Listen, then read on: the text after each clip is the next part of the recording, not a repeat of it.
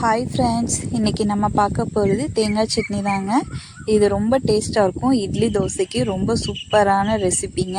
இது எப்படி செய்யலாங்கிறத பார்க்கலாம் வாங்க.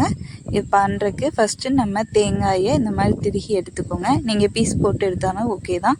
இதுக்கு கொஞ்சம் போல் இஞ்சி சேர்த்துக்கோங்க. இது கூட நான் பெரிய வெங்காயம் அரை பெரிய வெங்காயம் கட் பண்ணி எடுத்துருக்கேன். இது கூட கொத்தமல்லி கொஞ்சமாக எடுத்துக்கோங்க. ஒரு பல்லு பூண்டு எடுத்துக்கோங்க. இதுக்கு 3 பச்சை மிளகாய்ங்க காரத்துக்கு. இதுக்கப்புறம் இது கூட நம்ம கொஞ்சம் பொட்டுக்கடலைங்க இது சேர்த்துக்கலாம். இது கூட தண்ணி, இது அரைக்க தேவையான தண்ணி, இது கொஞ்சம் உப்பு போட்டுக்கோங்க, மறந்துடாதீங்க. இதெல்லாம் மிக்சியில் அரைச்சி எடுத்துக்கோங்க. இது தாளிப்புக்கு ஃபஸ்ட்டு எண்ணெய் காஞ்சோடனே நம்ம கடுகு உளுந்தம்பருப்பு போட்டுக்கலாங்க. எண்ணெய் காஞ்சி விட்டும் போட்டுக்கலாம். இது நல்லா பொரிய விட்டு இப்போ நம்ம கருவேப்பிலை சேர்த்துக்கலாங்க. பொரிஞ்சு வருது. இப்போ இது நல்லா பொரிஞ்சு வரட்டும். கருவேப்பிலை சேர்த்துக்கிறோம். இந்த சட்னி அடுப்பு ஆஃப் பண்ணிடுங்க. அந்த சட்னியை ஃபஸ்ட்டு இந்த கடாயில் ஊற்றிக்கலாம்.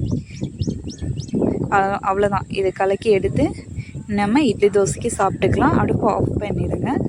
அவ்வளோதான், சூப்பரான தேங்காய் சட்னி ரெடி. இதே மாதிரி ட்ரை பண்ணி பாருங்கள், சூப்பராக இருக்கும். பிடிச்சிருந்தா சப்ஸ்கிரைப் பண்ணிக்கோங்க.